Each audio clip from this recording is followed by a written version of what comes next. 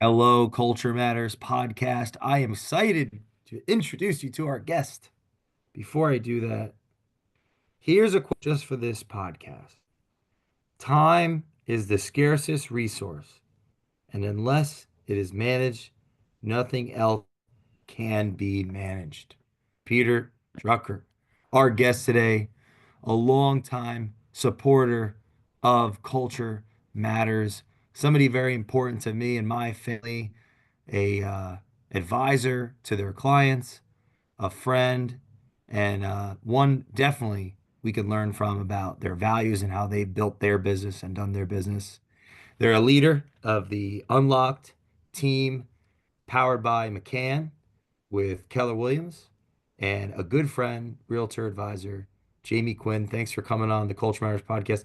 This is way long in the making. So Very much years in the so. making. Very Yeah, much. so I am curious, firstly, how many realtors are left? Oh, in the business, I don't know. I think like a lot left in 2024 when it got hard. So that's okay.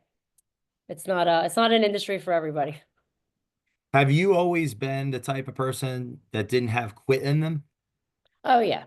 I also never, you know, needed instant gratification for things, and I think that's one of the reasons I stuck it out for this many years. Mike has a good saying. A lot of agents, they kind of you see what other people are doing and you want it quicker, and sometimes you get I digress. Mike's one of Mike's favorite saying is it's like swimming halfway across the Delaware and then not realizing you're nowhere near it and then turning around and swimming back and you drown on the way back. So it's like you could have just Wow. continued swimming and you probably would have felt that gratification. So, over a decade in, it's definitely proven to reap what you sow. What's the difference between a career agent and I don't know if there's a terminology, but a spectator or a I would say there's a difference between a business owner and a door opener. And a lot of realtors, and I fell victim to this very early on in my career where I was very transactional instead of a value add or relationship driven person. There's a lot of statistics around people that say they would use their realtor again and don't. And it's the prime example of realtors not doing a good job at staying in touch and continuously being a resource and adding value beyond that closed transaction. So it took me a little too long to learn that, but I'm glad I did. And when I implemented that strategy, it changed my confidence. It changed how people looked at me as a business person instead of just an agent who opened doors. And Hmm. so it's changed my business tenfold. What do you think are some of the reasons that, because I know you well, you're not the type to not take something seriously. So if you didn't do that in the beginning, what are some of the natural rationalizations or, things that would stop us from being I the think the staying in it touch? all I think it all just also comes with experience. I felt, not a lot scares me, but I felt very limited in the value that I could offer.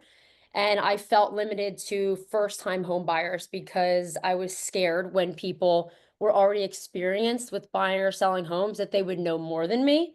So I kind of just stuck to first-time home buyers because I was the expert compared to them. Even if I knew nothing, I know more than them. So I didn't go as fast into diving into all types of, client pools because I didn't feel like I was the expert. So naturally over time, once I hit that 3, 4 year mark, those buyers started reaching out and wanted to sell and upgrade their homes. So that gave me experience with listings and first time home sellers. And then naturally from there, just working with sellers and working with buyers, I was very familiar with what buyers wanted, a lot of different loan processes at that point. And so then I was experienced with home selling. Then I got, more confident in that and I went after developers and kind of just slowly grew from there. And now I'm at a point where you can put me in a room full of people. and I will find somebody to add value through real estate. So my lead generation Wow. tactics aren't necessarily networking events or open houses. It's just any room of people, put me in there and I will ask the right leading questions to find a way to add value and find a way to capture their information where it's like they're actually begging me to take their information as opposed to like unsubscribe. So it took a while, but it was a natural progression of just being able to add value to anyone. What does working with sellers, how does that help like working with buyers, and how does working with buyers help working with sellers, if at all? Yeah, oh, it definitely does. So one of the, very old school things that you see in such a dated industry is sometimes the realtors I'm up against for, a listing, right? Those realtors, I've been in the business 35 years and I'm only a listing agent. Okay, well, how does that help the seller if you don't know what buyers are doing? Because trends change all the time. People want different color cabinets, people want open, people want different rooms. So working with the buyers really helps me prepare my sellers for what our obstacles might be, just because I'm working with buyers 50% of the time. It also helps me because I'm very well aware of the trends when it comes to current day financing, grant options, because I'm constantly working with those buyers. And then on the flip side, it does help me with my buyers, especially in the competitive markets where we're still seeing 10, 15, 20 offers on one house. I know Hmm. exactly what sellers are expecting and I know exactly what they're looking for. So it helps me be able to coach my client Hmm. on what it will take to beat out double digit offers. And most of the time I've been very successful with that. So I think they go hand in hand. And also as a realtor, it keeps my business, I don't want to say recession proof, but when it's a seller's market, I'm good.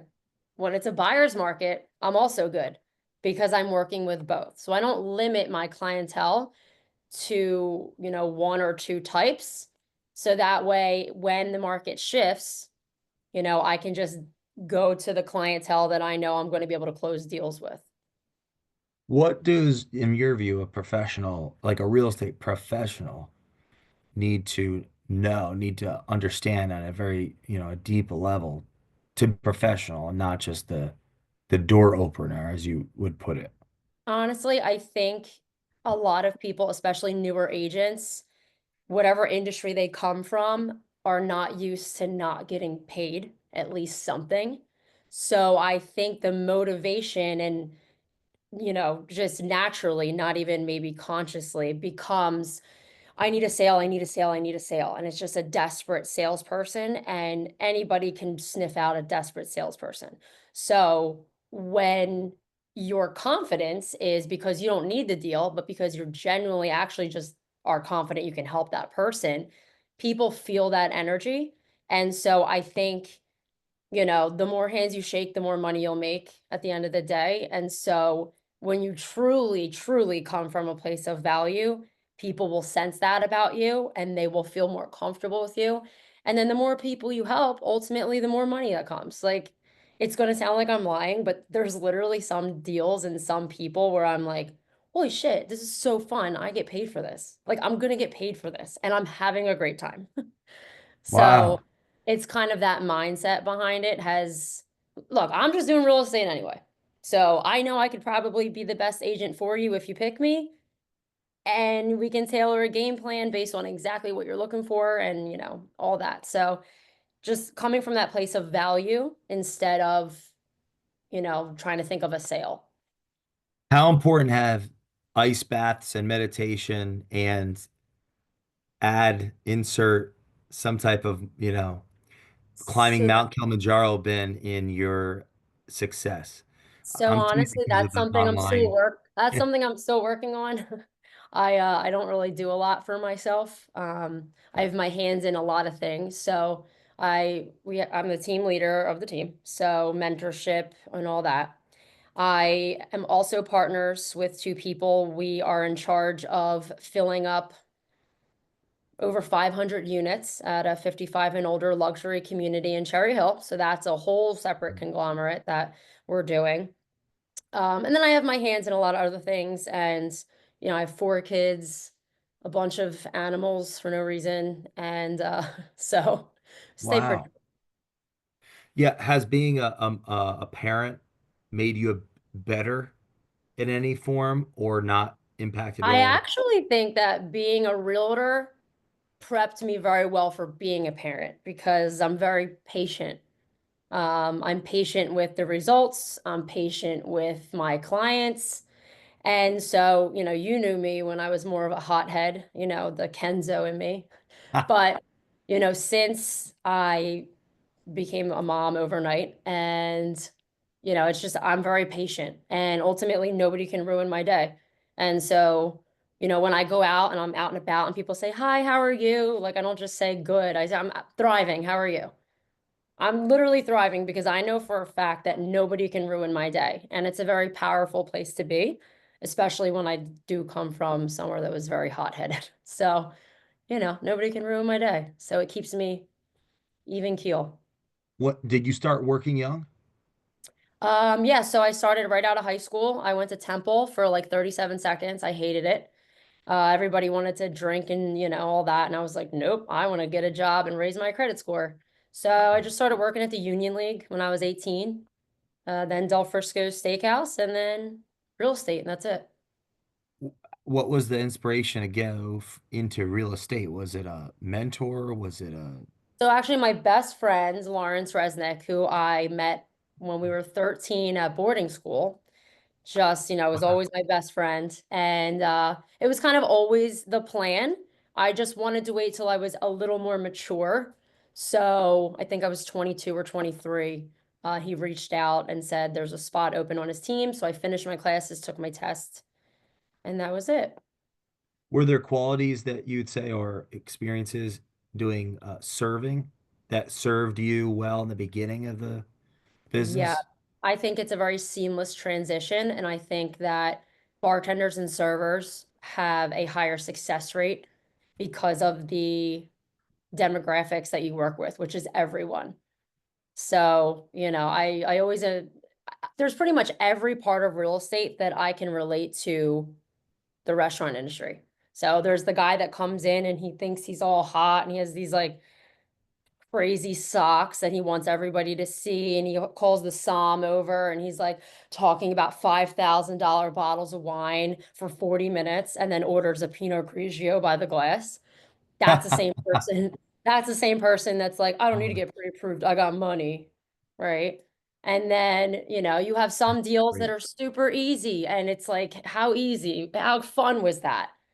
And you get this, really good size compensation check. And then you have the deals that really make you question everything for like very little. But at the end of the day, like all balances out. The same way you had a table that tipped you 45% and then you had a table that stiffed you completely. So everything all balances out, but just I can't teach the people skills. I can teach you everything else.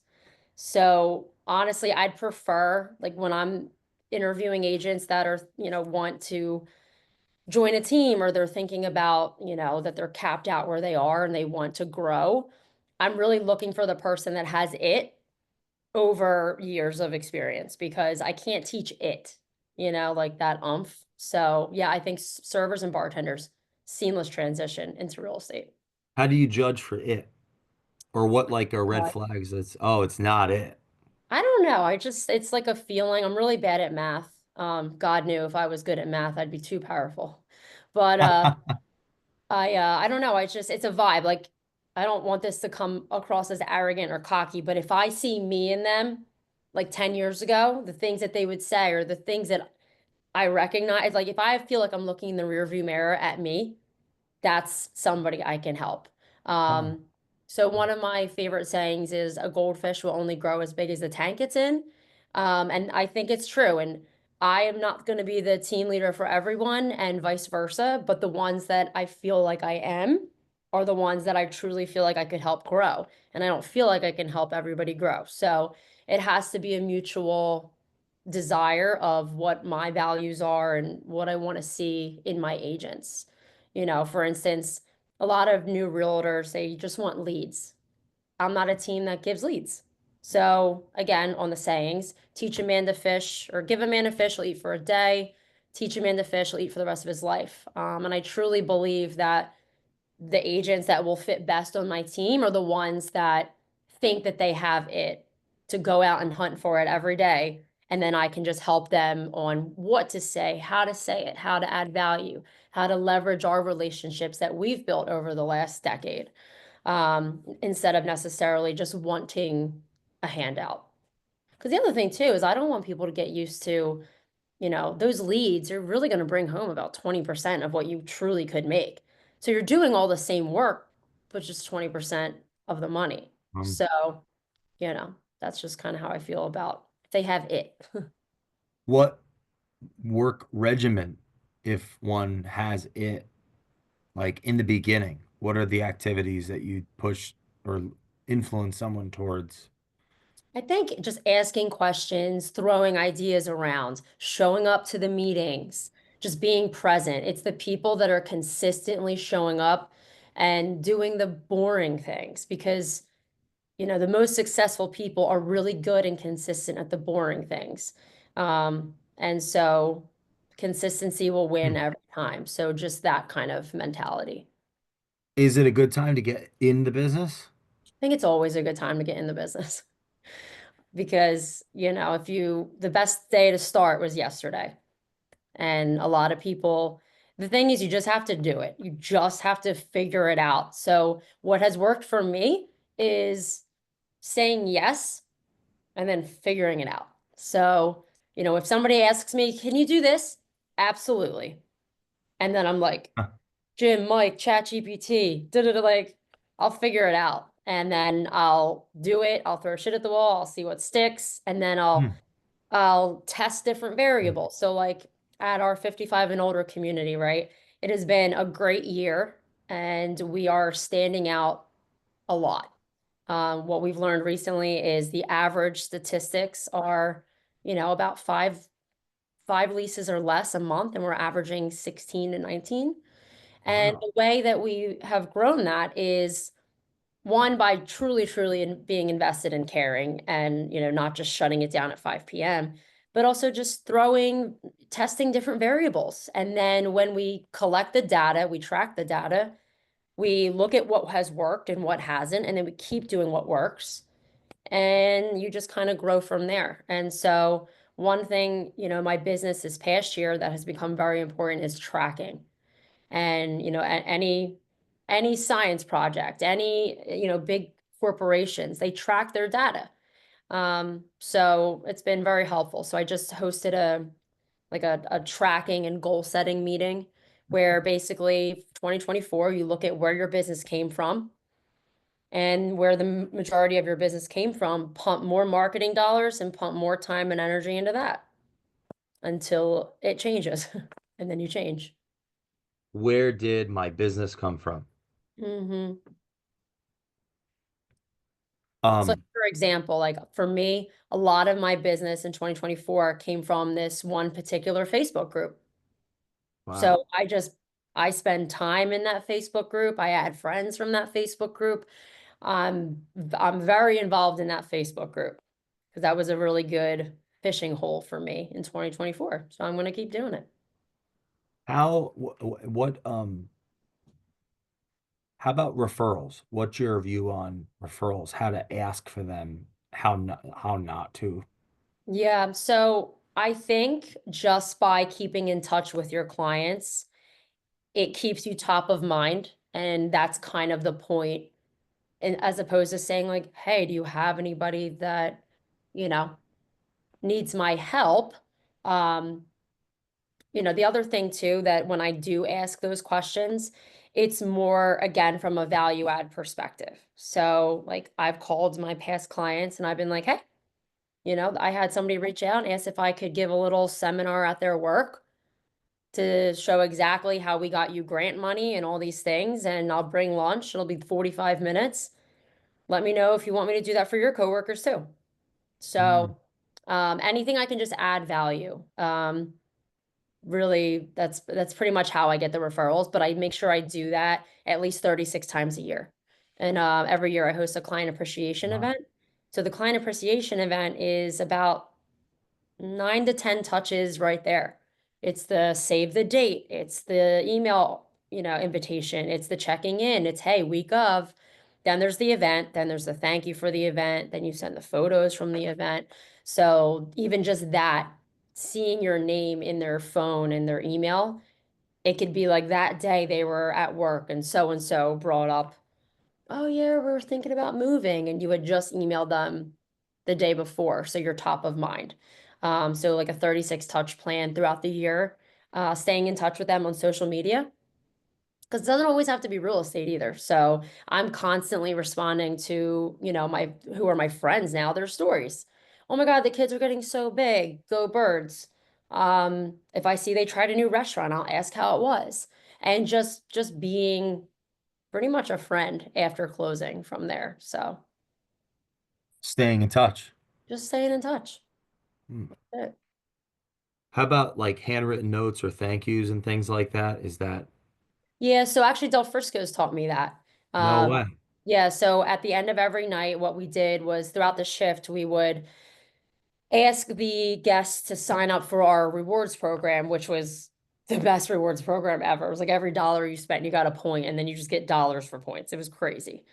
So when they filled Wow. out their information for the card at the end of every shift, we would write a thank you note. And that was a big attributing factor to guests returning because restaurants didn't do that, especially back in 2008. So that Wow. personal touch we actually implemented in our 55 and older community, and the results and the feedback was pretty good. So at Dell's, they would actually write these like thank yous. Like every server, like there was some nights if we were so busy, I think the one night I wrote like 27 thank you cards. Wow. So, and like so Del Frisco's didn't provide us business cards, but I kind of saw how the repeat guests would bring me, more money at the end of the day. And so Yes. I made myself business cards and threw them in to the thank you card so that they would make sure to ask for me again. So Del And it Frisco's worked. really like a good training ground for me. And again, a goldfish in a different tank. It wasn't necessarily anything Del Frisco's did, but I think just being a true salesperson and then being awarded an opportunity to be in a sales environment like that really helped me blossom. So, yeah, thank you cards were a great touch. How important has mentorship been in your career? So, I wish I had more like a one-on-one mentor early on, but that's just the nature of the business, and not everybody wants to mentor. I learned a lot. I learned so much from, both of my team leaders before, and I'm so grateful. And, my approach as a team leader now is I actually really like teaching. So I kind of go spend a little more time than probably is necessarily return on my investment right now, but it's just what I enjoy. So I like being able to show one of my agents, hey, if you say this, like you'll like try that, try this, try this. And then when they see it work, they get excited. So if I can pass on any of my tips and tricks that are literally, 11, 12 years in the making, then they just have a fast track to almost where I'm at. You know what I mean? So like for instance, there's an agent on my team and he had asked, what's a good follow-up to somebody that's ghosting them? Right. And I was like, well, first don't take offense to it because just real estate isn't a priority for them right now. That's all that means. But instead of jamming real estate down their throat, I was like, why don't you just text them and say, hey, did I just see you walking down second and race? Like an ex-boyfriend's like, hey, you were in my dream last night. No, I wasn't. Like, so he tried that and it worked. It's $2 million buyer. So it's when he told me it worked, I was like, holy shit, see, that's awesome. And that's the feeling I hope to always give my agents, regardless of what point they are in their career. To be proactive. Yeah, to help them get more clients, close more clients, and then when they're up against other realtors to actually, lock down the client and get it all the way to closing. Because when you do that How enough times and over enough years, you really start to believe you can do anything. And that's very important when you get in, these funks because they will come up. I was in a funk last week. I was like, I'm the worst realtor ever. I'm a piece of shit. Like I'm awful. Meanwhile, I had the best year of my career and I'm like, I'm a loser. So it's just Wow. part of the business. And if you're not ready to be able to give yourself pep talks and look at the things that you have accomplished, it might be a little tougher. So, if I can help agents with more of those wins early on to create that sense of confidence, that gets me hype. So, And you're saying you had your best year ever. People are leaving the business. yeah. So, in my experience, again, just coming from that value add, being very confident in my craft and, pushing through down markets and just finding it and figuring it Wow. out. So, I had the biggest month of my career. I had a goal for myself to, Wow. make six figures in 1 month. And I did that. And I sold, I think, 33 houses in a 30-day period. Wow. And I didn't sleep, I didn't see my family, but I wanted to know I could do it. And so, just because the market was telling us it was bad, just because interest rates were high, just because everyone else was saying, all these things, I was like, well, there's still people buying and selling. I just have to find them. So then I just work backwards and I think, who would be buying and selling? How do I find them? When I find them, what do I say to them? And then what questions can I ask to find a pain point to add value? And then rinse and repeat. So now I expect the, spring market to be very strong. And so since I was able to, have my best year yet in a down market, I really believe that I will grab more market share in this spring. So I'm very confident about that. That's amazing. And what type of how do you stay focused in that period of time, selling that many houses? I Oh, can imagine there would I be have distractions and I have the best responsibilities. admin team that they've been with me. Sarah has been with me the whole time. She actually helped Lawrence build up his, development company. And then she was our listing coordinator when we were Advanced Philly, and she's been with us. Alicia is our director of operations. And I think I talked to her 27 times a day on every single platform you can imagine, like cell phone, work phone, Instagram, Snapchat, Facebook, email, my other email. So just having that support where I can fully relinquish the back end control really is necessary because I'm overly confident in them. They don't miss a beat. And so having that confidence where I don't have to double check or wonder if they did it or wonder if they did it well, it just frees up my time to be able to actually focus on lead generation and money making activities. What would be your advice on how to build a strong team camaraderie?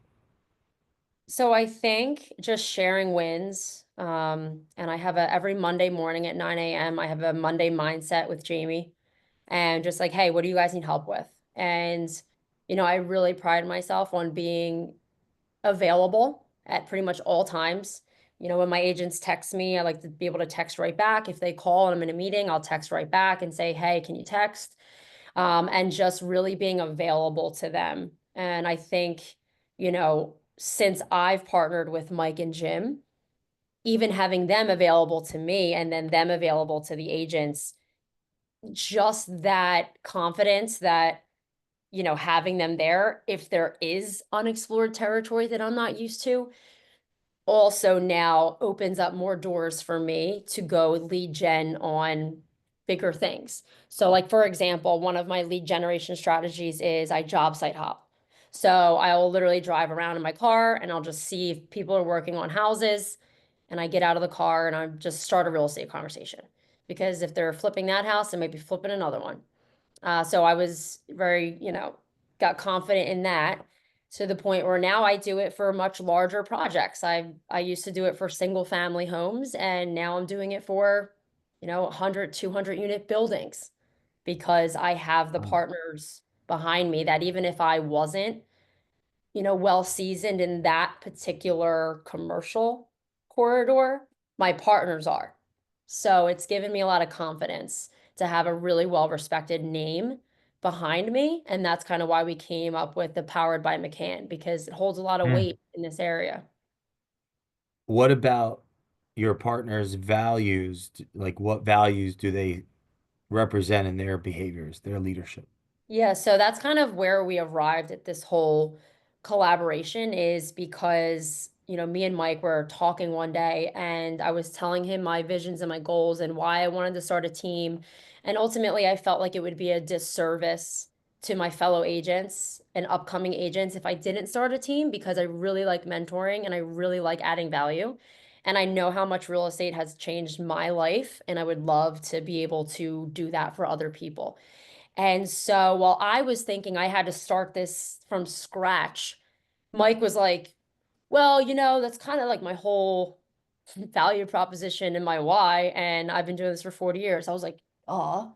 So we had this like aha light bulb moment where it was like, wait a minute, we could just do it together and we could just piggyback off of 39 years of proven success and then throw my millennial, social media, meeting clients at bars, like just like balls to the wall, new age into it too. And then you kind of had the best of both worlds. So it it's working. So, and we really enjoy it. And really the way that we describe it is this is our work family. It's our Thanksgiving Day table.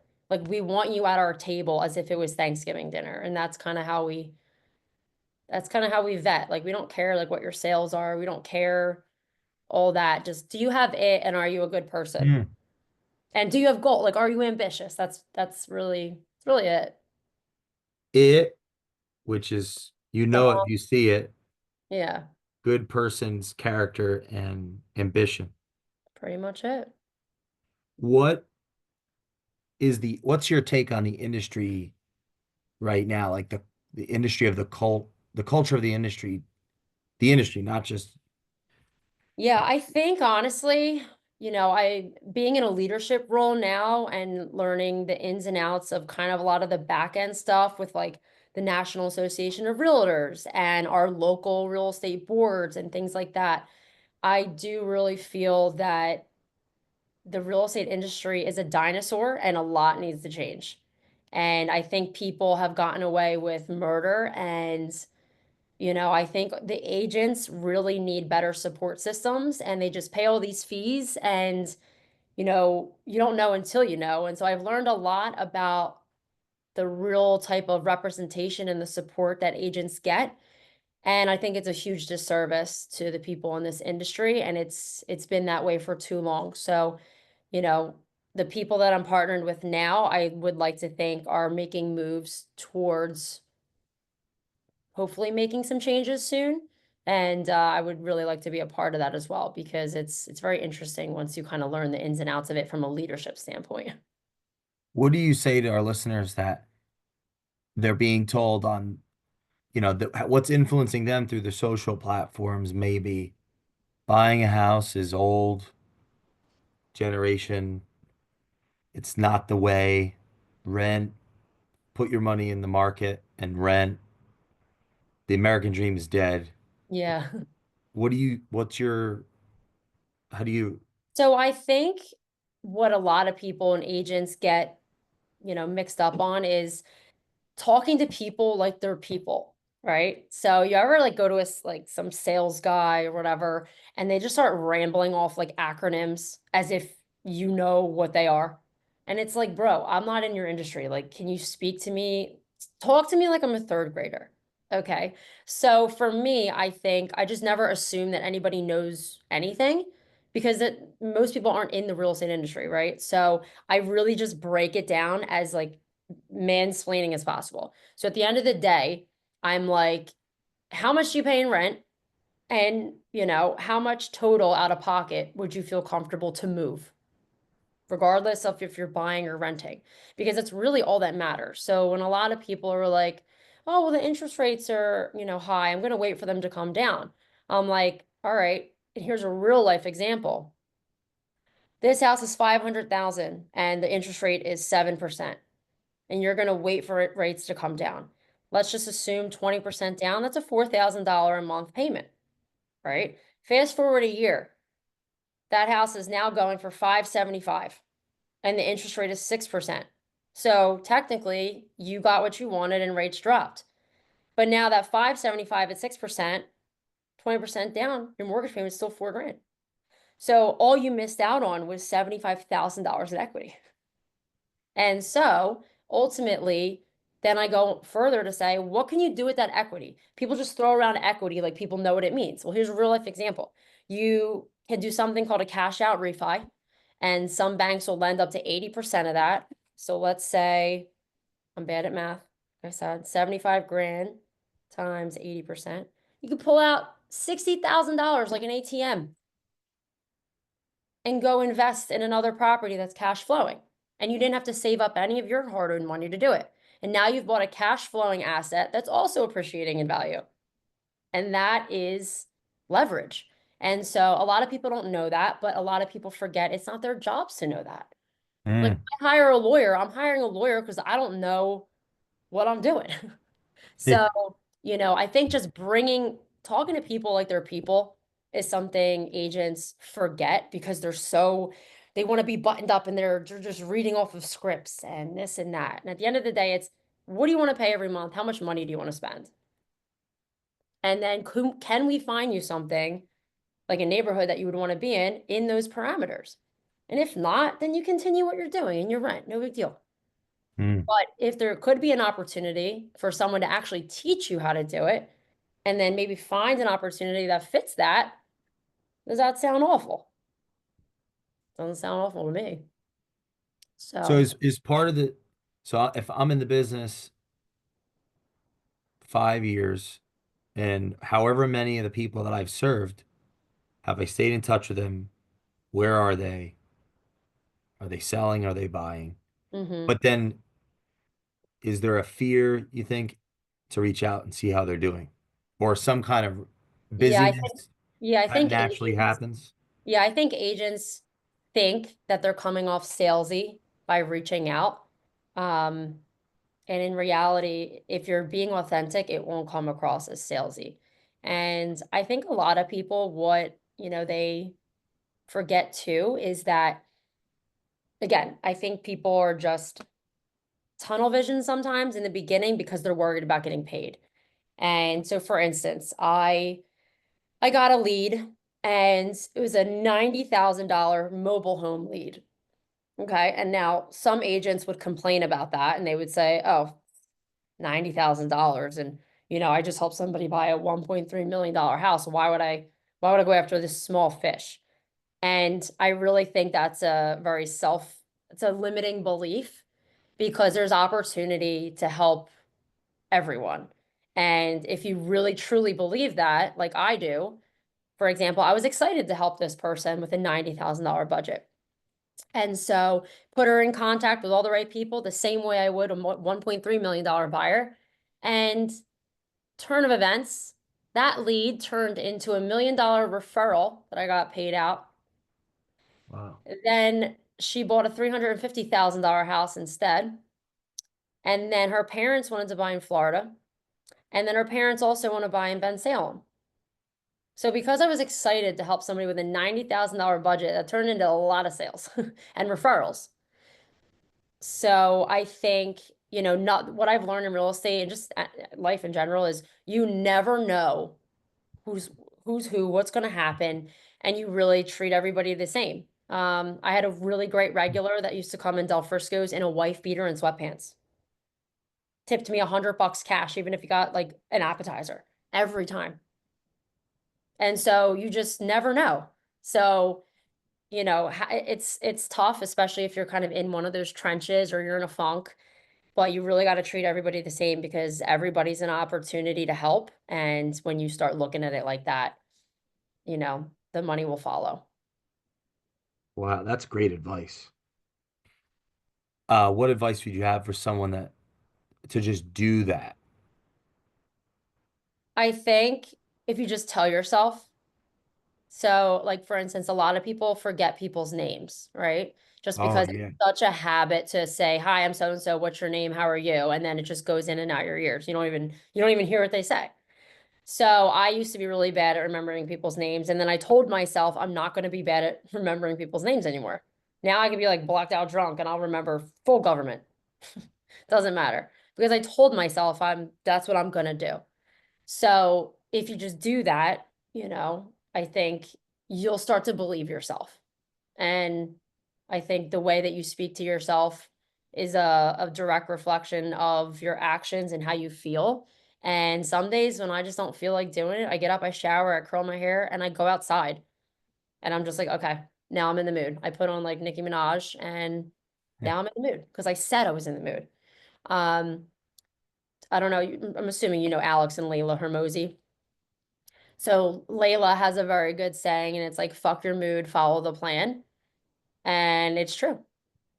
Like, who cares how you feel about it? Fuck that, follow the plan. Like, what's your plan?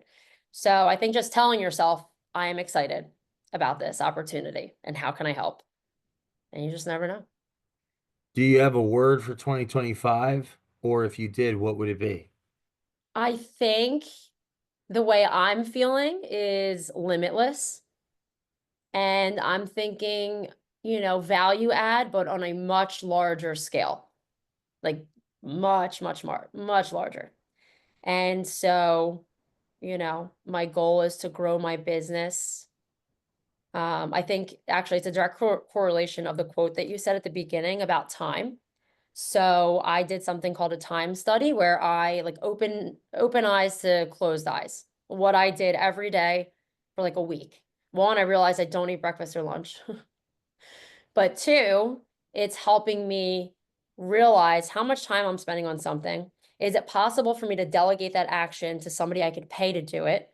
And then what things am I wasting time on that I really shouldn't be taking that much time? Mm. Because that frees up my time to go do something that has a higher, return on my investment.